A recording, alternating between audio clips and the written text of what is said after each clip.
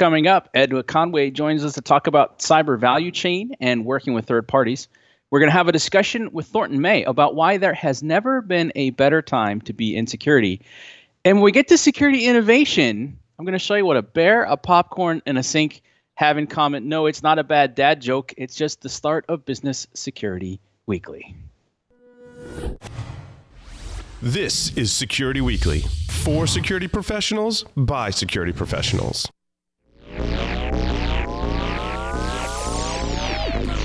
Broadcasting live from G-Unit Studios in Rhode Island, it's the show about security startups, how to secure your startup, and advice for security startups. It's Business Security Weekly. I need it from the top.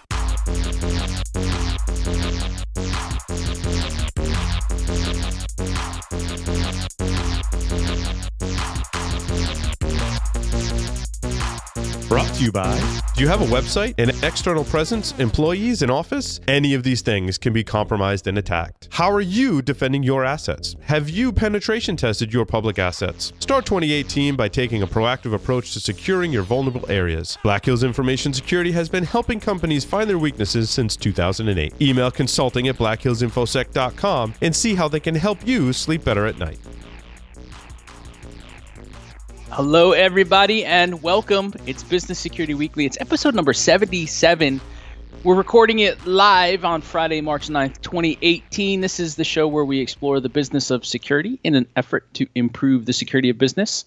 We seek to be your trusted source of actionable insights on leadership, communication, and innovation. I am Michael Santarcangelo, your straight-talking guide to overcome friction, translate value into understanding, and accelerate results. Joining me from G-Unit Studios in Rhode Island, getting out from the tundra or the deluge of snow, is the always pleasant Paul Asadorian. Thank you, Michael. It's good to be here on Business Security Weekly. Did you have to get out the snowshoes, Paul? No, we didn't actually get that much snow. It really wasn't. It was really pretty when it came down. It's really big flakes. So I've been focused on working on my presentation. We're talking about value and trying to apply that to open source software in the enterprise. And I've gotten some really interesting realizations. Really excited about my talk coming up at InfoSec World. And, you know, just talking about the process you go through when you're evaluating open source software.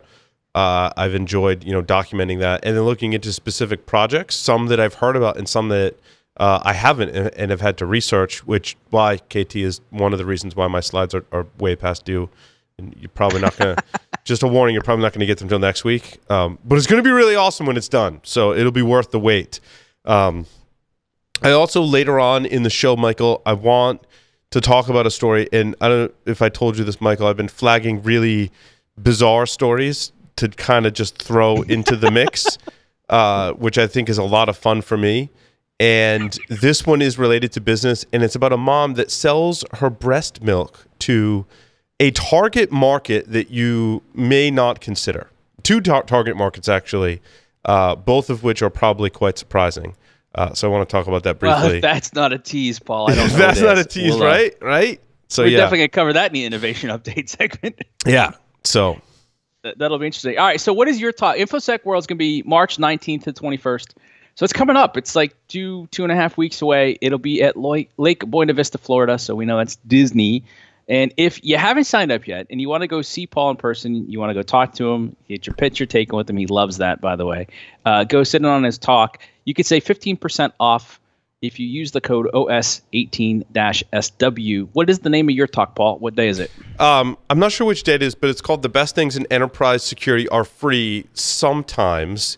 The first part that I'm working on completing now is documenting a typical journey in trying to implement open source software in the enterprise based on my experience, and I think it's pretty similar to other people's experience. If I were to chart this experience and have like the x-axis or whatever be like completely unhappy and really frustrated and want to shove forks in my eyes all the way up to utopia, and I'm so happy I want to do a dance, the journey kind of, there's like multiple bell curves. And I'm not quite sure where, if it begins unhappy or sad, or where it ends, but certainly in that journey is like a multi-bell curve kind of journey. So we'll go through that, and then I have some great recommendations for open source software again, some I've heard with and played around with, like Security Onion. You'll get to see some great screenshots, some stuff I found on our own network with open source software, and some ones that I wasn't too familiar with. But in an informal Twitter poll, our Twitter followers are responding with all kinds of awesome open source software that they're using. So the power of the community. I love that. That's fantastic. Monday at 3:20. Monday at 3:20. Perfect. All right. Well, so it's actually, you're talking about value. It's a good lead in. I'm excited. We've got Edna Conway with us, and she's going to talk about value. And we're specifically looking at the third-party ecosystem and the global value chain, which is kind of neat since she's Cisco's Chief Security Officer, Global Value Chain. So Edna, welcome to Business Security Weekly. Thank you. It's my pleasure to be here. So, right before the show, we were chatting a little bit, and we were talking about these different aspects, and we will get to talk a little about communication. But it's also interesting because your title is Chief Security Officer, Global Value Chain. I got to imagine a lot of people say, that's neat. Wait, what does that mean? So what does that mean? So, yeah, a lot of people do ask that. And I think, we've been on a journey at Cisco to really think about security as pervasive and divide up the expertise and then pull it back together to have one meaningful integrated architecture and methodology for our customers. So if you give that as the background, right, think about that as the platform. What we thought about, and I incubated this as our Chief Security Officer for the supply chain, so our manufacturing operations, what we decided was that the third-party ecosystem that, what I like to say, touches our stuff, whether virtually or actually, is somewhere in this pervasive security, a group that needs to be embraced, addressed, have a unified architecture, and actually integrated into our mission of where we want to deploy what security.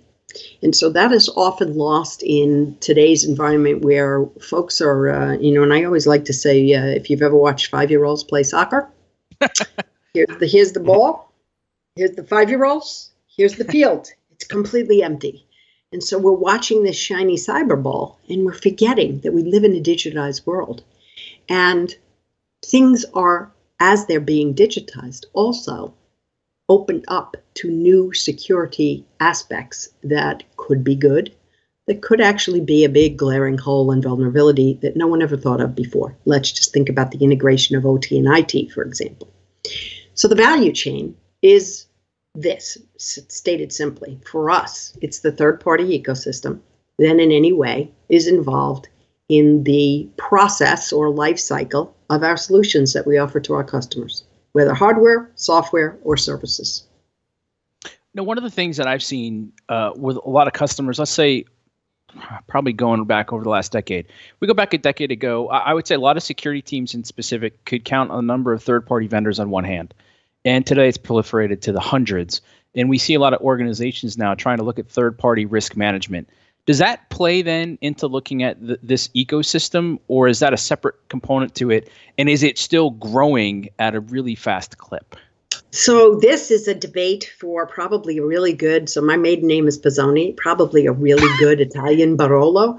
But the question is, it's the chicken and the egg question, right? Is security a piece of resilience and risk management? Or is resilience under the umbrella of security? We tend to think of security as the overarching architecture, and certainly resilience is a fundamental element. So our answer would be, and certainly the architecture that I'm deploying with a host of other third parties within Cisco, so my own family, but not inside of the security and trust organization, is that resilience has to be there. And in order to be resilient from a security perspective, we need to understand what you do for us, and you need to understand what our security threats are and translate them into what I would call the language of operations or business. So you and I talked about a little bit about that right before. And let me tell you what that means. So if I looked at you as a security professional, I said, look, the big 3 threats that we're worried about are, we're worried about disruption. We're worried certainly about espionage, right? And we're worried about manipulation. That would make sense to you. If you're somebody who is, for example, on the floor of an energy producing plant, You understand what those words mean. How does it translate to your business and what you're doing? Well, the translation is we're worried about tainted, in our case, in information communications technology solutions. You would be worried about tainted solutions inside your infrastructure. We're also worried about counterfeit. Why? Because counterfeit has its own quality ramifications and often has security problems associated with it because it was not developed with the same degree of rigor. We're also worried about intellectual property protection. And lots of folks say, well, you're worried about that because you want to preserve your revenue. Yes. But if you think about intellectual property, it lies at the heartbeat of what affords our security. If it's out there, it's a heck of a lot easier to engage in counterfeit or engage in nefarious activity that would taint a solution, tangible or intangible. And then finally, we're worried about the security integrity of the InfoSec organizations within that third-party ecosystem. Because in this day and age of connected worlds and connected businesses, their problem may become mine. Yeah, I remember it was 20 years ago. We used to say to people, if you had a fortress, but you've protected it with a screen door in the back, people are just going to come in the screen door. And I've talked to a lot of the mid-size, right? So it's mid-market and even the larger of the SMBs that are providing really valuable, often niche services to the larger organizations. How do we help them then? Because a lot of the stuff that we're talking about, some of us have got considerable amount of experience trying to solve it. But for these folks that are just trying to run their business and get their sales and provide the service, some of this stuff is completely new to them. How do we help them better understand that their problems are our problems? But also, I like to think we can help them solve that. But how do you approach that with some of these third parties that have less experience and maybe less budget, less staff, less ability to meet some of these really important demands? And quite frankly, that's where a lot of the innovation may actually be happening. So they're attractive third parties, right? I think it's an interesting new approach. It's a partnership approach, right? And that partnership approach says, look, here are my goals. Rather than if you think about, an ISO 27000 or any other international standard, many of them are prescriptive. NIST, with the cybersecurity framework, by example, started to open up this concept of flexibility. Let's do it in a way that makes sense for you, for your business. So what we did was we worked with those third parties, including some small businesses to medium-sized businesses or new innovators, and said, here's what we're worried about. Let's try and drive the right security in the right place at the right time for your business so that you achieve the goals. So now all of a sudden, the architecture is one that's really elastic and flexible, and it lets you move as you need to with those third parties. What does that do? You're going to achieve the goal a heck of a lot faster because you're not going to get immediate resistance. Number two, you're probably going to learn a few things here or there from folks who are doing something that's somewhat innovative, perhaps different, that you may recommend to another third party or actually take internally. And you're going to teach at the same time and say, let us help you as we're, let's say, driving connected enterprise systems. And so, if you have an ERP system and you're looking at data real time on a production line, for example, you both want that data to be accurate and you both want it to be impenetrable. And working together on that and bringing large IT departments together with smaller IT departments, talking about best-in-class practices, and sometimes doing really quick, down and dirty innovation efforts where you pilot something and say, that works, is, I think, the way of the future as we digitize more. When you say digitize, what does that mean? So I think it means utilizing digital devices and the digital ecosystem for your business. So it could mean a sensor on an automotive factory floor. It could be the risks that come from and maybe you want to segregate. Maybe you want to say, I am aware of the risk, segregating your IT and your operational systems. Imagine, go back to energy. It's a really easy target. It's a target that, quite frankly, nation states and those who would engage in malfeasance target all the time. What are you doing there? So we've connected IT and OT and we've converged, but we haven't really stepped back and said, what are the security parameters that we want to apply in an operational level? Let me give you just an example. So imagine, let's just take something like a ransomware, and let's assume it's Windows based. We've seen a number of those in our careers. If you think about that from protecting the IT network, fantastic. You've done a great job. You then look out at maybe your enterprise engineering labs. You say, great job. We have a few things here or there. Are you then going and looking at the third-party ecosystem and saying, we have somebody who has a manufacturing floor, and they're actually doing things for us, and they're using third-party test equipment. So it's not even theirs. It's not yours. So it's a third party to your third party. And that third-party test equipment runs on a Windows operating system. Was that affected? What are the ramifications of that? Well, it's not necessarily going to affect your network, but it may affect the readout on test equipment on products that are on a tangible line. It may affect warranties. It may affect the insertion that's put on during that test process of immutable identity and create a glaring vulnerability gap down the road.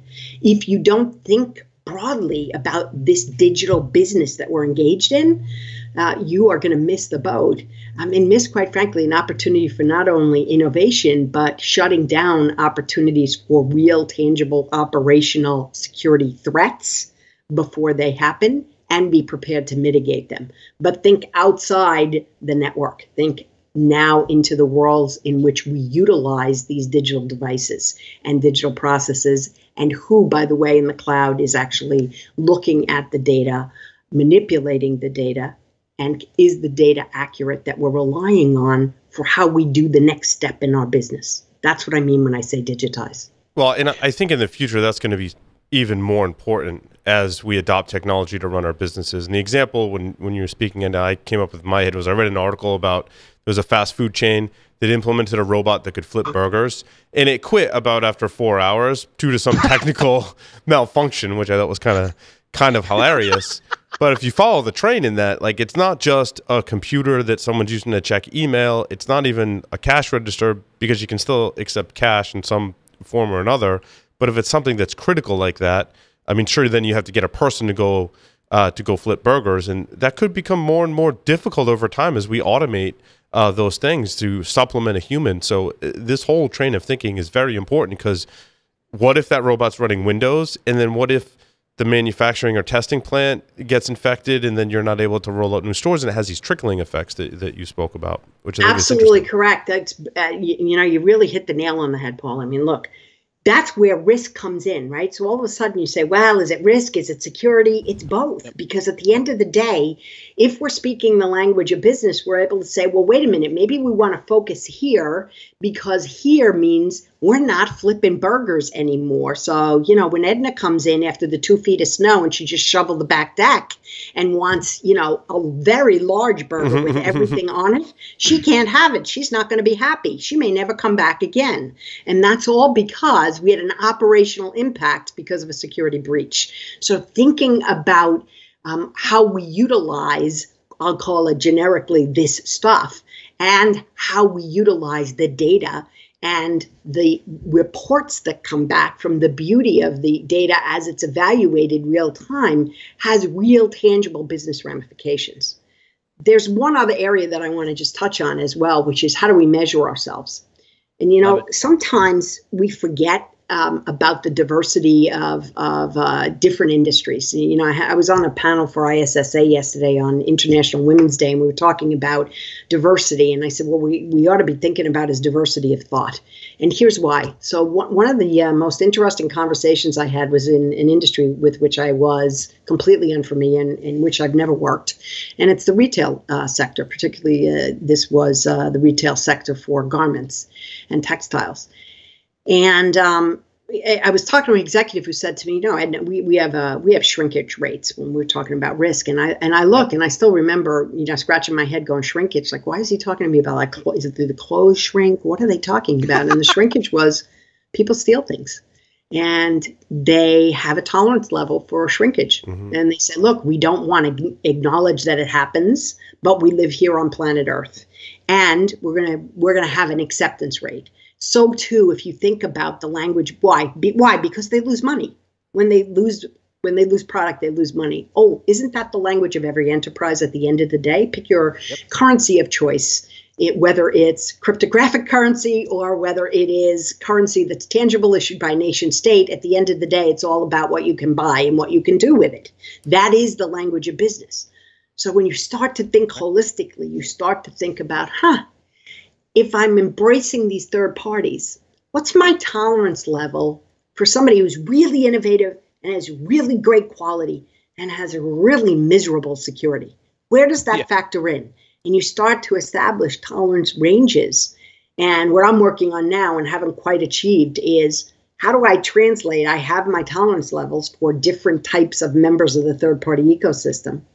How do I translate that into a dollar risk? So that if you're presenting to a board, or you're looking at your senior leadership team, you can say, I'm within tolerance this quarter. Hooray, let's declare success.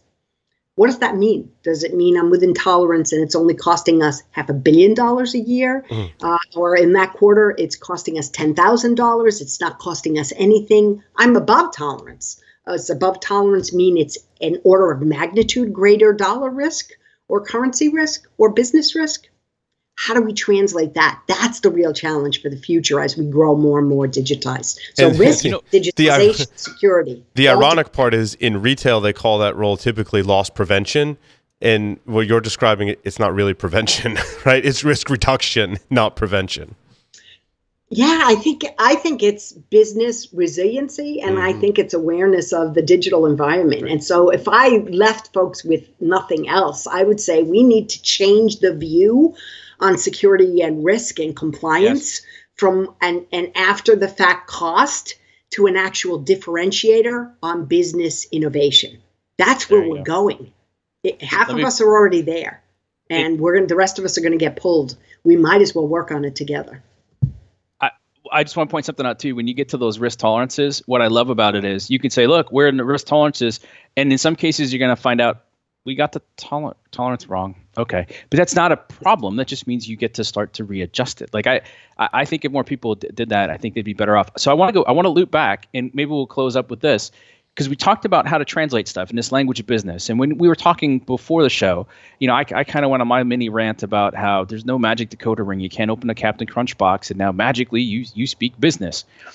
But what I picked up in our conversation, Edna, was that when you talk about digitization or digital or different things, I didn't hear the word cyber come up. And I feel like when we say cyber, people hear spiders and they either run away or they want to kill it with fire, but it's not theirs.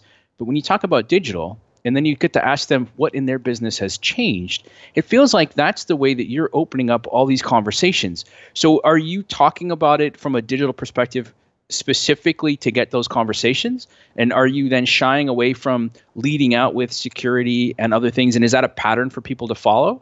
Or what are some of the techniques that you use to have those conversations so people take it personally and give you the insight you need to protect them better? So it's a great question. I mean, far be it from me to say people should follow. I think things for folks to consider is, we talked earlier about cyber is more than just cyber. It's physical, logical, operational, and information security. It's a holistic approach, right? I mean, it's just like what we're doing with medicine, and you pointed it out, Paul, I think with, the screen door, right? I mean, if you eat 7,000 calories a day, but you're eating, really great food, you're still eating 7,000 calories a day. It's too much, right? So taking that holistic approach is one that allows you to say, yes, it's cyber. And right now, a lot of folks want to hear what's your cyber position? What is your architecture? How are you addressing it?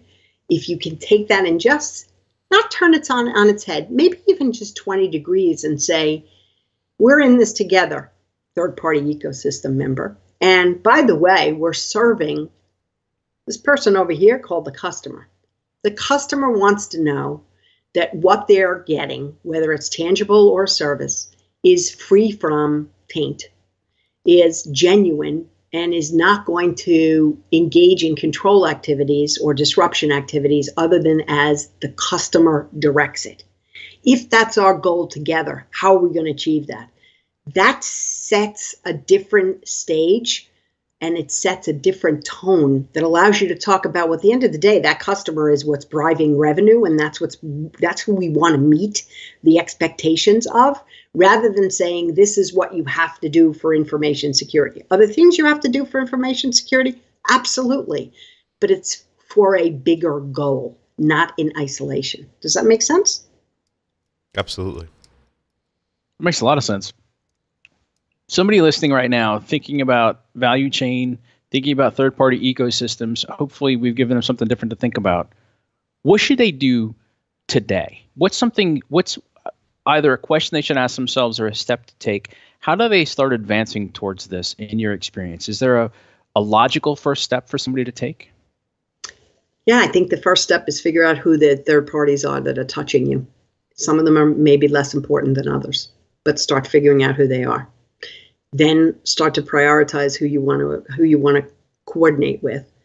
But before you go and coordinate with them on your architecture or mission together, make sure you understand what the threats and the exposures are. I articulated ours. It's certainly unique to information communications technology, but has applicability across the world in the digital environment. It's nothing novel about the concepts, right, of manipulation, espionage, and denial of service or disruption, and things like tainted. I mean, think about taint. A lot of people say, well, that only applies to hardware. Of course not. If it's a tainted cloud, it's a tainted cloud. If it's a counterfeit cloud, you've been led elsewhere because of a rerouting. It's a counterfeit cloud. What are the ramifications of that? So know who's touching you. Prioritize the ones you want to worry about.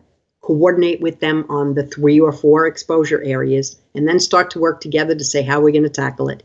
And then measure yourselves. Measure yourselves, and to your valid point, Michael, figure out when you get it wrong and course correct, because you're never going to get it right. And just when you get it right, technology and innovation or the business practice will change, and you'll have to adjust anyway. That's right. I love that. And it was such a blast talking to you. I'm so glad you were able to join us on Business Security Weekly. Thanks for sharing your insight, and hopefully we'll have you back again and talk a little more about tolerances. That's going to be a fun area to explore with you. So thanks so much. Thanks, Thank Edna. you. Appreciate it. I'll take all the help I can get on translating that tolerance to business dollars. Trust me. No, that's an exciting area. We're taking a look at that. So we're going to take a quick break, which is a good chance to check us out, securityweekly.com. If you haven't come to the website in a while, there's some changes afoot. You're going to like them. So come check out our full line of programming and the other things that we offer to you. And we come back, we're going to talk with Thornton May about why this is the best time ever. I don't know if I did that right, Paul. Ever close. To be in security. We'll be right back.